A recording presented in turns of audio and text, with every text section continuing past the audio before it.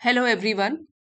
आज हम कुछ टिप्स पढ़ेंगे जिसको अगर आप 30 डेज तक फॉलो करोगे तो आप इंग्लिश बोलने में फ्लुएंट बन सकते हो। How to become fluent in English in 30 days. और बहुत ही प्रैक्टिकल टिप्स हैं, आप इसको फॉलो कर सकते हो। Becoming fluent in English in 30 days is possible if you focus on daily use, not perfection. तो फ्लुएंट बनना इंग्लिश में वो भी 30 डेज में संभव है, पॉसिबल है। ओनली इफ, केवल तब, if you focus on daily use, अगर आप डेली उसको यूज करोगे, उस पर फोकस करोगे, नॉट परफेक्शन। और डे वन से ही परफेक्ट बनने पर फोकस नहीं करोगे बल्कि डेली यूज पर फोकस करोगे। तो शुरू करते हैं फर्स्ट पॉइंट से। Start by surrounding your self with English every day. अगर आप फ्लुएंट बनना चाहते हो तो रोज आपको इंग्लिश वाला एटमॉस्फेयर अपने आसपास क्रिएट करना है। सराउंड मतलब घेर के रखना है इंग्लिश से, वो भी रोज। अब किस तरीके से? Listen to simple podcast. English में काफ़ी सारी पॉडकास्ट अवेलेबल है, जो आपको समझ आती है उस टाइप की सिंपल पॉडकास्ट सुनिए, लिसनिंग प्रैक्टिस होगी। Watch short videos. कोई भी शॉर्ट वीडियोस, आसान वाले, पहले बिगिनर्स वाले, उनको आप देखिए। And read a few paragraphs allowed. ये बहुत ज़रूरी है, रीडिंग। ये है रीडिंग। कोई भी पैराग्राफ, चाहे वो एक पैराग्राफ हो, लेकिन उसको जोर जोर से बोल के प्रैक्टिस करनी है। अलाउड मतलब जोर से। यहाँ पे लिसनिंग प्रैक्टिस हो गई और आपका विजुअल भी हो रहा है, ऑडियो हो रहा है, विजुअल हो रहा है, और रीडिंग प्रैक्टिस भी हो रही है। सेकेंड पॉइंट है, don't just listen silently, repeat sentences. केवल चुपचाप रहकर नहीं सुनना है, वो हो जाएगी पैसिव लिसनिंग। आपको रिपीट भी करना है सेंटेंसेस को। तो जब आप प्रैक्टिस करोगे बोलने की, तो इंग्लिश बिल्कुल नेचुरल तरीके से आप बोल पाओगे, आपके मुंह से नेचुरल तरीके से निकलेगी। Copy the speaker's tone and notice how common phrases are used. जिस स्पीकर की, इंग्लिश स्पीकर की आप वीडियोस देख रहे हो या लिसन पॉडकास्ट सुन रहे हो, उसकी टोन वो किस तरीके से यूज करता है, कहाँ पे अपनी वॉइस पर वो जोर देता है, ठीक है, स्ट्रेस देता है, कहाँ पे उसको मॉड्यूलेशन करता है, इनको आपको नोटिस करना है। कैसे फ्रेजेस बोली जाती हैं, कैसे उनको यूज किया जाता है सेंटेंसेस में। Speak in English for at least 10-15 minutes daily. At least मतलब कम से कम। इंग्लिश 10-15 मिनट आप रोज बोलिए। एटलीस्ट मतलब कम से कम, ये तो मिनिमम है। मैक्सिमम आप हाफ एन आवर भी डिवोट कर सकते हो। Even if you are speaking to yourself, जरूरी नहीं है आपको कोई स्पीकिंग पार्टनर चाहिए। चाहे आप खुद से बोल रहे हो, जोर जोर से सेंटेंसेस बोल रहे हो, अपने आप से बोलिए 10-15 मिनट्स रोज। Describe your day, your plans और your thoughts in simple sentences. सबसे पहले आपको बिगनर से शुरू करना है, जैसे बिगनर लेवल पे हो तो उसमें आप सिंपल डिस्क्राइब कीजिए कैसा आपका दिन गया, क्या आपके आगे के प्लान्स हैं, आपके क्या विचार हैं, सिंपल सेंटेंसेस में। क्योंकि पहले सिंपल से शुरू करोगे तब एडवांस की तरफ जाओगे। तो प्रैक्टिस करने के लिए सिंपल से शुरू कीजिए। The goal is to make English a daily habit, not a subject you study occasionally. Occasionally मतलब कभी कभार, मतलब रेगुलर तरीके से नहीं। तो आपको गोल ये बनाना है, अपना लक्ष्य, कि आपको इंग्लिश रोज एक डेली हैबिट की तरह यूज करनी है, एक सब्जेक्ट की तरह नहीं जो आप कभी कभार ही पढ़ते हो, ओकेजनली पढ़ते हो। अब थर्ड पॉइंट पर आते हैं। पहले हमने 2 पॉइंट पढ़े। एक तो हमने पढ़ा सराउंड योर सेल्फ, मतलब इंग्लिश एटमोसफेयर क्रिएट करो। फिर उसके बाद है सिर्फ पैसिव तरीके से नहीं सुनो, उसको रिपीट भी करना है बोल बोल के। थर्ड है अलॉन्ग विथ स्पीकिंग। अब आप प्रैक्टिस तो कर ही रहे हो बोलने की। Build fluency through small focused practice. अब इसको थोड़ा सा हम आगे लेवल पे लेके जाएंगे। थोड़ी फ्लुएंसी बढ़ाने के लिए स्मॉल फोकस्ड प्रैक्टिस शुरू करनी है। उसमें क्या है, learn 5 new words each day. जब आप पढ़ोगे, कोई भी पैराग्राफ पढ़ रहे हो तो कुछ भी नए वर्ड्स आते हैं उसमें, 5 न्यू वर्ड्स आपको एक गोल बनाना है, रोज सीखना है। Use them in your own sentences immediately. जो भी आपने वर्ड्स सीखे उसको सेंटेंसेस बनाकर, अपने वर्ड्स के सेंटेंसेस बनाकर इमीडिएटली, जल्द से जल्द यूज करना है। ताकि हमारी मेमोरी का हिस्सा बन जाए, याददाश्त में बैठ जाए। नेक्स्ट है right a short daily journal in English. ये भी है, राइटिंग बहुत इंपॉर्टेंट है, चाहे आपको सेंटेंस बनाने प्रॉपर ग्रामर में आते हैं चाहे नहीं, लेकिन फिर भी एक छोटा पैराग्राफ लिखने से क्लैरिटी बढ़ती है और जो आपने वर्ड्स याद किए हैं उसकी भी प्रैक्टिस होती है। जर्नल मतलब डायरी बनाना, डायरी लिखना, रोज लिखिए अपने दिन के लिए just 5-6 lines about your day और feelings.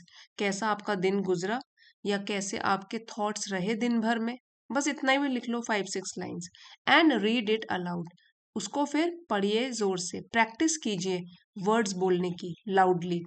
Don't stop to correct every mistake. और इस बार सिर्फ हम बोलने की प्रैक्टिस कर रहे हैं, तो आपको ये नहीं देखना है कि मैंने मिस्टेक करी कि नहीं करी, आपको सिर्फ स्पीकिंग प्रैक्टिस भी करनी है। Fluency grows from flow and confidence.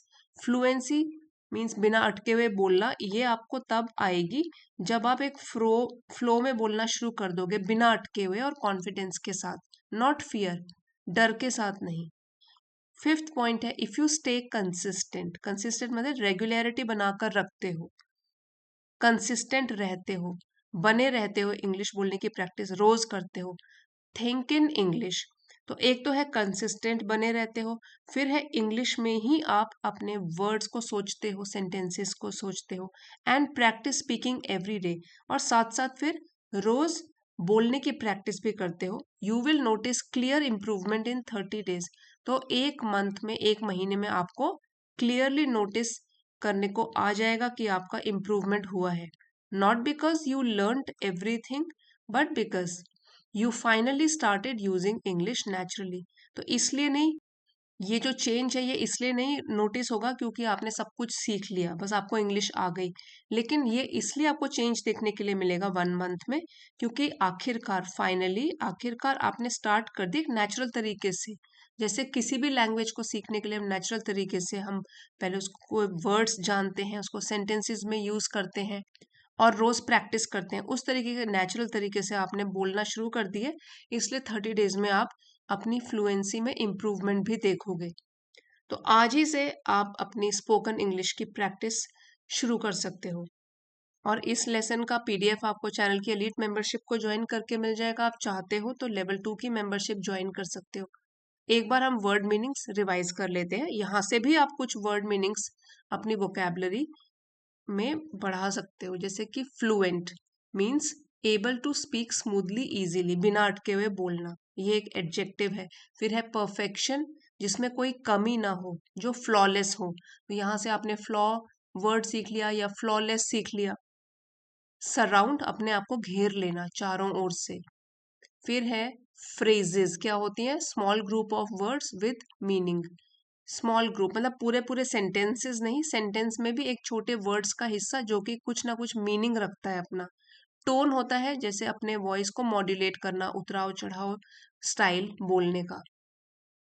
Habit, आदत, ओकेजनली, कभी कभी, नॉट ऑफन, ज्यादातर नहीं, कभी कभी, समटाइम्स, ये भी आप वर्ड यूज कर सकते हो। फिर है focused, giving attention to one thing, मतलब कॉन्सेंट्रेट करके रखना एक चीज पर।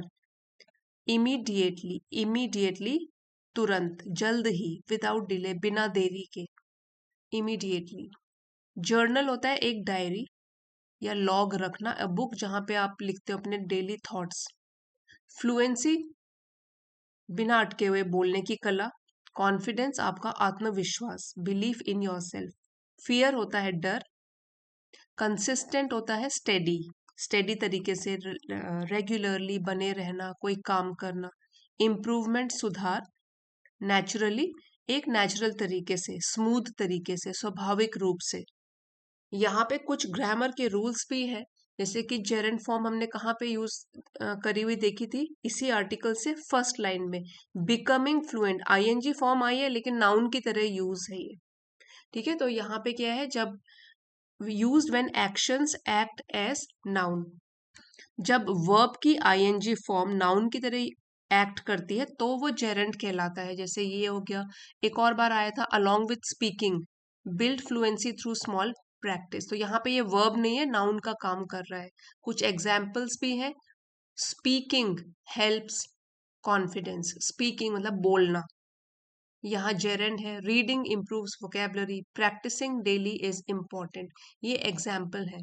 पैरेलल स्ट्रक्चर भी यूज हुआ था हमारे ऊपर वाले आर्टिकल में, जैसे describe your day, your plans, your thoughts. तो एक ही तरीके के हम स्ट्रक्चर यूज करते हैं ताकि आइडियाज क्लियर तरीके से हमको दिखाई दें। लिसन, वॉच, रीड, और एक ही टेंस में भी इसको रखते हैं। I read, I right, I speak. She lessons, repeats, practices. तो इस तरीके से राइटिंग जब आप करते हो, एक पैराग्राफ लिख रहे हो, तो आप पैरेलल स्ट्रक्चर भी यूज करके देख सकते हो।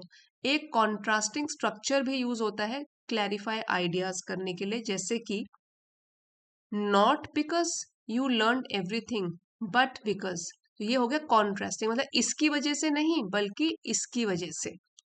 जैसे नॉट ग्रामर बट प्रैक्टिस, सिर्फ ग्रामर सीखने से नहीं लेकिन प्रैक्टिस करने से इंग्लिश आएगी। नॉट फियर बट कॉन्फिडेंस, डर कर नहीं आत्मविश्वास रखोगे तो आएगी। आप कॉन्ट्रास्टिंग स्ट्रक्चर भी यूज कर सकते हो अपनी डेली इंग्लिश में। तो आज ही से अपनी स्पोकन इंग्लिश जर्नी शुरू कीजिए, और आज का लेक्चर अगर आपके लिए हेल्पफुल रहा है, please don't forget to like, share and subscribe.